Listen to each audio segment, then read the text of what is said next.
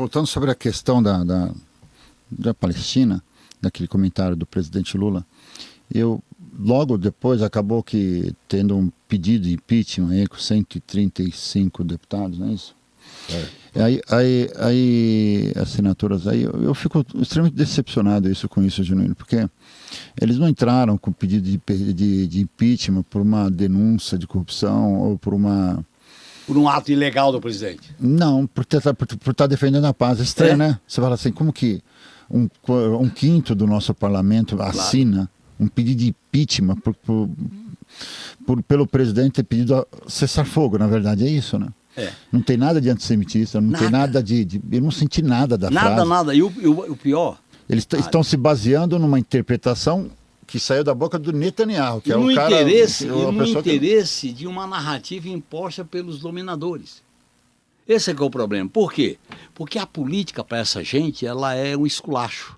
A política não tem ritual, não tem cerimônia, é o vale tudo, é guerra.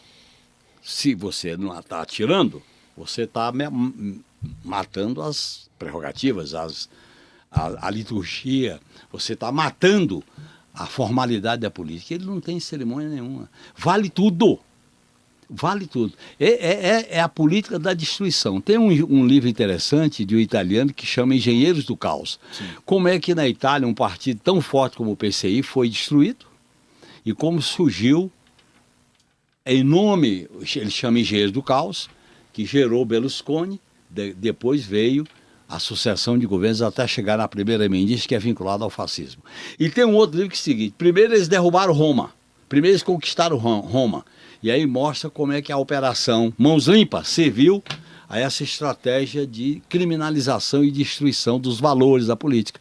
Aqui no Brasil nós tivemos isso com a Lava Jato, tá certo? Começou com o Mensalão e passou pela Lava Jato.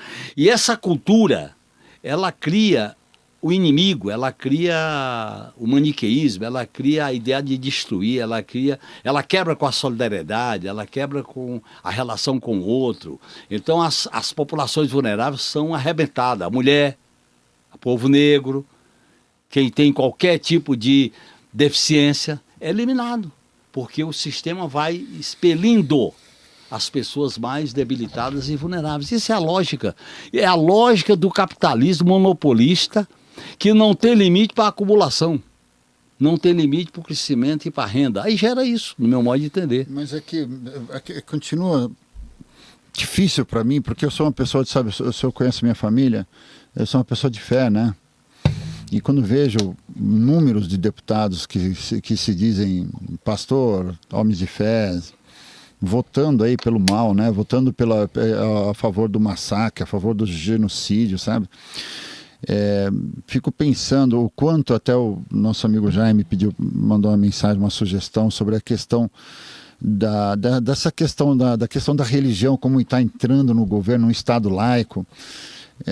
Você vê a Michele Bolsonaro acho que Michele Bolsonaro fala que no Estado laico nada, vamos fazer, né, tem que ter, não pode ser, né? Estão querendo misturar religião com olha assim, eu sou de família árabe, né? Eu sei que isso não funcionou muito bem nos países árabes. Em alguns lugares funcionou, mas em outros, você vê, o movimento sionista, ele é criado naquele congresso por alguém que nem Deus acredita. No final do século XIX, no início do século XX. Que ele nem Deus acredita para ser um movimento pró alguma fé, né? Então, é um Estado religioso numa determinada área do planeta. Você vê só. Então, assim, misturar algumas fés assim, num país, num Estado laico, eu acho uma coisa que muito também, equivocada, né? José Júnior, quando aqui a gente tem que entender que a gente não é um país sério, né? Tem líderes religiosos aí que inclusive iam buscar fé, né? O ex-presidente no hospital, que vendiam feijão para curar Covid. Se a gente fosse um país sério, esse cara estava preso por charlatanismo. E a cloroquina, né? Que matou muita gente. Exato. Porque as pessoas achavam que ia curar o Covid com cloroquina. Exato. E grande parte desse povo simples, humilde, que vão buscar a fé, independente da religião, mas eles já são ludibriados por esses falsos pastores. Claro. E aí fica muito fácil manipular também politicamente. Lógico, porque tem uma questão, a religião tem que ser respeitada como a lei da consciência. Está ligado à individualidade e à crença das pessoas, e você não pode desconhecer e desrespeitar. Por isso que tem que ter uma pluralidade religiosa, e o Estado não pode se meter com a religião.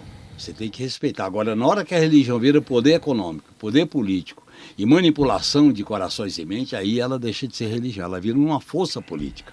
A religião, enquanto esfera do individualismo, da lei da consciência, tem que ser respeitada. Mas na hora que ela se vincula com o Estado, está aí a história da humanidade para contar as barbáries, né? Inquisição por aí afora, que marca a história da humanidade. Então, eu acho que esse é um problema que nós estamos enfrentando aqui. Porque hoje a extrema-direita, ela busca, inclusive, uma corrente da extrema-direita, interpretar a religião à luz do Antigo Testamento para poder justificar o fundamentalismo religioso da violência, da discriminação, etc. Eles estão buscando isso. Então, não é por acaso que há essa aglutinação de algumas correntes da religião com setores do sionismo, particularmente com o governo de Israel. Não é por acaso. Isso tem uma vinculação do ponto de vista ideológico, porque diante do desespero das pessoas, a religião acaba sendo aquele colchão para que a queda que vai acontecer não seja tão violenta. Esse é o problema. Então, eu acho que a gente tem que ter uma relação laica com as igrejas, com as religiões, fazer um debate muito sincero, muito franco, e principalmente com o povo, porque em muitos lugares a falta do Estado, as carências, acaba levando essa população numa situação de desespero, a se relacionar com as igrejas na sua comunidade. Agora, a utilização política via televisão, via canais de televisão aberto, via poder econômico, via certas vantagens tributárias, via bancadas no Congresso Nacional, isso é um problema grave que pode trazer sérias consequências para o Brasil. Por que eu e nós três aqui temos que declarar o imposto de renda, dizer todas as nossas entradas e saídas e pagar imposto? Nós que pagamos impostos, aquele que tem isenção não precisa nem declarar direito, né? Como é que funciona um negócio desse? Claro. Coisa que não faz sentido, né?